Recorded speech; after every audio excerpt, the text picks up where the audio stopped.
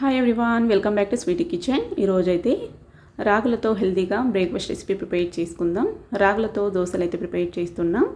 ఈ రెసిపీ వచ్చేసి బరువు తగ్గడానికి, కీళ్ళ నొప్పులకి, ఎముకల బలానికి చాలా బాగా ఉపయోగపడతాయి.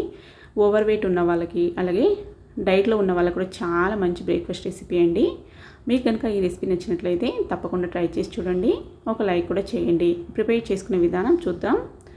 ఒక మిక్సింగ్ బౌల్లోకి 2 కప్పుల రాగులు, 1 కప్పు బియ్యము, ఏ బియ్యం అయినా పర్లేదు, రేషన్ బియ్యం అయినా పర్లేదు, ఎర్ర బియ్యము, ఏ బియ్యం అయినా పర్లేదు, అలాగే 1 కప్పు మినప్పప్పు కూడా తీసుకోవాలి. ఈ కొలతల్లో కనుక తీసుకున్నామంటే మనము ఇదే పిండితో 2-3 రకాల బ్రేక్ఫాస్ట్ రెసిపీ అయితే ప్రిపేర్ చేసుకోవచ్చు.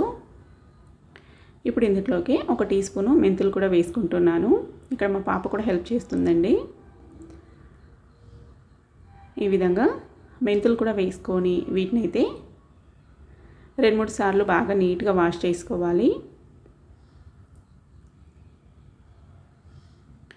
నీళ్ళు వేసుకొని బాగా మనం చేత్తో ఈ విధంగా నలుపుతూ బాగా కడిగేసుకోవాలండి. రాగులైతే డస్ట్ ఉంటుంది కాబట్టి బాగా నీట్గా వాష్ చేసుకుంటే మంచిదన్నట్టు. ఈ విధంగా కడిగేసుకొని 8 నుంచి 10 గంటల సేపు నానబెట్టేసుకోవాలి. సాయంత్రం కల్లా ఈ విధంగా నానేవి వీటిని మిక్సీలో కానీ లేదంటే గ్రైండర్లో కానీ వేసుకొని పిండిని బాగా వీలైనంత మెత్తగా రుబ్బుకోవాలి. స్పూన్తో కానీ హ్యాండ్స్తో కానీ బాగా మిక్స్ చేసుకోవాలండి. పిండిని బాగా ఈవెన్గా మిక్స్ చేసుకొని క్లోజ్ చేసుకొని నేను ఇక్కడ ఓవర్ నైట్ పులియడానికి పెడుతున్నాను. మీరు డే టైం పెట్టుకునేటట్టుంటే 6 అవర్స్ పెట్టుకున్నా కూడా పర్ఫెక్ట్గా పులుస్తుంది. మార్నింగ్ కల్లా పిండి ఈ విధంగా చక్కగా పులిసింది. దీన్ని ఇప్పుడు ఒకసారి బాగా ఈవెన్గా మిక్స్ చేసుకుందాం. హెల్త్కి చాలా మంచి అండి రాగులు అయితే. ఇందులో కాల్షియం కంటెంట్ కూడా బాగా ఎక్కువ ఉండడం వల్ల ఎముకల బలానికి, కీళ్ళ నొప్పులకు కూడా చాలా బాగా ఉపయోగపడతాయి. ఈ విధంగా బాగా మిక్స్ చేసుకొని నేను కావాల్సినంత పిండి తీసుకొని మిగతా పిండిని ఒక బాక్స్లో వేసుకొని ఫ్రిడ్జ్లో స్టోర్ చేసుకుంటున్నాను. నెక్స్ట్ ఇంకా వేరే రెసిపీస్ కూడా ప్రిపేర్ చేసుకోవచ్చు అనేసి. ఇందులోనే మనం ఇప్పుడు రుచికి సరిపడా ఉప్పు, జీలకర్ర, అలాగే క్యారెట్ని తురిమి పెట్టుకున్నాను. క్యారెట్ కూడా వేసుకుంటున్నా ఇక్కడ. మీరు కావాలంటే ఉల్లిపాయలు, పచ్చిమిరపకాయలు కూడా వేసుకోవచ్చు. కొన్ని వాటర్ వేసుకొని పిండిని ఈ కన్సిస్టెన్సీకి ప్రిపేర్ చేసుకొని వేడి వేడి పెనం మీద గరిటె పిండి వేసుకొని దోశను స్ప్రెడ్ చేసుకున్నామంటే రెడీనండి. హెల్తీగా అలాగే టేస్టీగా చాలా బాగుంటాయి టేస్ట్ అయితే.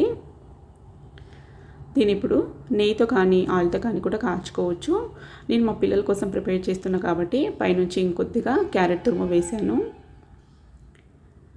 పిల్లలకి మనము అలాగే డైరెక్ట్ ఇస్తే తినరు కాబట్టి వెజిటేబుల్స్ని ఈ విధంగా వాళ్ళకి మిక్స్ చేసి ప్రిపేర్ చేసి ఇచ్చామంటే చాలా బాగా తింటారు. అన్నీ ఇదే విధంగా దోశలన్నీ ప్రిపేర్ చేసుకొని మనం నచ్చిన చట్నీతో సర్వ్ చేసుకోవచ్చు అండి. ఏ చట్నీతో అయినా టేస్ట్ అయితే సూపర్ ఉంటాయి.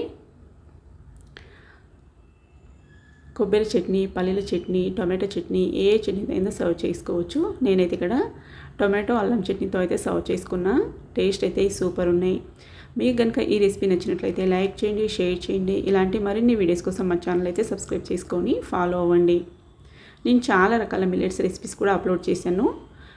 లింక్ ఇస్తాను చూడండి.